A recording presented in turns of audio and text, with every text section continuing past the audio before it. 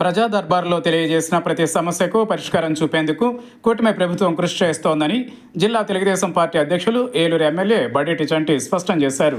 గత టీడీపీ హయాంలో టిడ్కో గృహాల కోసం డబ్బులు కట్టిన వారికి ఈ నెలలో ఆ సొమ్మును వెనక్కిస్తామని ఆయన భరోసా ఇచ్చారు. అంతేకాకుండా వారికి 3వ దశలో ఇళ్లు కూడా కేటాయిస్తామని ఆయన ప్రకటించారు. ఏలూరు పవర్పేటలోని ఎమ్మెల్యే క్యాంప్ కార్యాలయంలో శుక్రవారం నిర్వహించిన ప్రజా దర్బార్ కార్యక్రమానికి ఉదయం నుంచి నియోజకవర్గంలోని వివిధ ప్రాంతాల నుంచి తరలి వచ్చిన ప్రజల సమస్యలను ఎమ్మెల్యే బడేటి చంటి స్వయంగా అడిగి తెలుసుకున్నారు. ప్రజా దర్బార్లో భాగంగా అందిన ప్రతి అర్జీని సమూలంగా పరిశీలించి తక్షణం సమస్యను పరిష్కరించేందుకు చర్యలు తీసుకోవాలని ఈ సందర్భంగా ఆయన ఫోన్ ద్వారా అధికారులను ఆదేశించారు. ఈ సందర్భంగా ఎమ్మెల్యే బడేటి చంటి మాట్లాడుతూ తాను ఎమ్మెల్యేగా గెలిచిన రోజు నుండి ప్రతిరోజు ఏలూరులో ప్రజా దర్బార్ నిరంతరాయంగా కొనసాగుతోందని, ఎంతోమంది తన దృష్టికి తీసుకువచ్చిన సమస్యల పరిష్కారానికి చిత్తశుద్ధితో కృషి చేస్తున్నట్లు తెలిపారు. ప్రభుత్వ ఆదేశాల ప్రకారం ప్రతి శుక్రవారం ప్రత్యేకంగా ప్రజా దర్బార్ నిర్వహిస్తూ దీనిలో అందిన సమస్యల పరిష్కారానికి అధికారులతో మాట్లాడి తక్షణ చర్యలు తీసుకుంటున్నట్లు వివరించారు.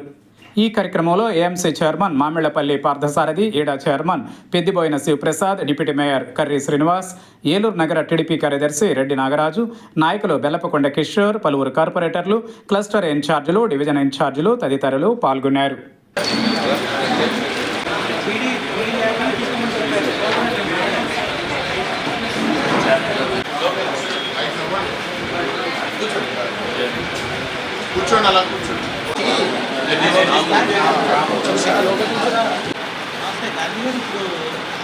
మున్సిపాలిటీ పనులు అక్కడ ఇవ్వలేదండి. మాదేపల్లి మీరేగా మీ దగ్గర ఇప్పుడు అడిగిన వాళ్ళకి పన్ను వేసేయండి అయ్యా. అది వాళ్ళ ఇంట్లో ఉంటుంటే రెవెన్యూ పెరుగుద్ది కదా. మీది అలాగే రేపు ఉంది.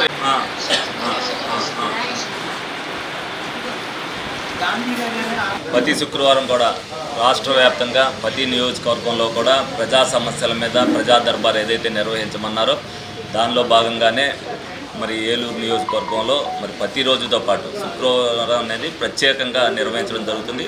గౌరవ ముఖ్యమంత్రి చంద్రబాబు నాయుడు గారు ఏదైతే ప్రజల నుంచి అర్జీలు వస్తున్నాయో, దేని మీద వాళ్ళు ఇబ్బంది పడుతున్నారు అనేది అన్నీ కూడా తెలియాలనే ఉద్దేశంతో, తెలిస్తే మనం దానికి ఏదో ఒక సొల్యూషన్ ఏ విధంగా మనం చెప్పచ్చు అనే విధంగా దాని మీద మరి వీళ్ళందరినీ కూడా మమ్మల్ని అందరినీ కూడా ఎమ్మెల్యేలందరినీ కూడా పెట్టమని చెప్పడం జరిగింది. ప్రతి ఒక్కరు కూడా జనసేన అవ్వచ్చు, బీజేపీ వాళ్ళు అవ్వచ్చు, తెలుగుదేశం వాళ్ళు అవ్వచ్చు, అందరం కూడా ఎమ్మెల్యేలు ప్రతి శుక్రవారం కూడా పెట్టడం జరుగుతుంది. అందులో భాగంగానే ఎక్కువగా కొత్త పెన్షన్ల గురించి వస్తున్నాయి.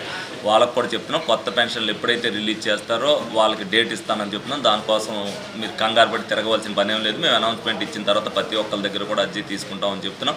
అలాగే హౌసింగ్కి సంబంధించి టిడ్కో గురించి ఎక్కువ మంది వస్తున్నారు. ఆ ప్రకటన చేశాం కాబట్టి వాళ్ళు ఎక్కడికక్కడ ఆ సచివాలయంలో వాళ్ళకి సంబంధించిన డీడీలు కానీ, వాళ్ళు ఏదైతే ఆధార్ కార్డు ఉందో కానీ ఏది ఉంటే వాళ్ళ దగ్గర, అది లేదనేది కంగారు పడవలసిన పని ఏం లేదు. వాళ్ళ అకౌంట్ నెంబరు ఏదైతే వాళ్ళు ఇదివరకు డీడీ చేశారో ఆ అకౌంట్ జిరాక్స్ కాపీ ఇస్తే వాళ్ళ ఆధార్ కార్డు బట్టి ఈ నెలలోనే వాళ్ళ అకౌంట్లో డబ్బులు వేయడం జరుగుద్ది. వాళ్ళందరికీ కూడా తెలియపరచడం జరుగుద్ది.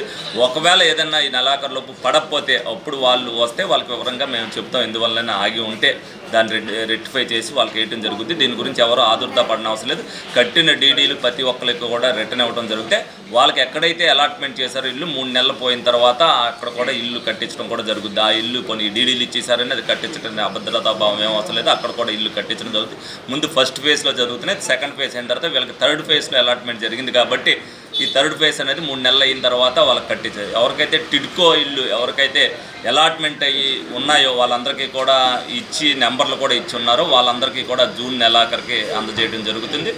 అదేవిధంగా ప్రతి ఒక్కరు కూడా ప్రజలు ఏదైతే జరుగుతున్న విషయాలన్నీ కూడా తెలియాలనే ఉద్దేశంతోనే ఈ గ్రీవెన్స్ ఏర్పాటు చేయడం జరిగింది. ప్రజలు కూడా దీన్ని ఉపయోగించుకుంటూ వాళ్ళు కూడా ఏదైతే వెళ్ళారో వాళ్ళ చుట్టుపక్కల వాళ్ళు ఎవరైనా అడిగినప్పుడు ఇక్కడ విన్నది వాళ్ళు కూడా వాళ్ళకి చెప్తే వాళ్ళు కూడా ఇక్కడ రావాల్సిన పని ఉండదు. ఎండాకాలం కాబట్టి వాళ్ళు కూడా ముందుగానే 11-11:30 లోపు వచ్చి వాళ్ళు తెలుసుకోవాలని కోరుకుంటున్నారు. లేదు అన్నట్టు ఈవినింగ్ అయిన తర్వాత రావచ్చు అని చెప్పి వాళ్ళందరికీ కూడా తెలియజేయడం జరుగుతుంది.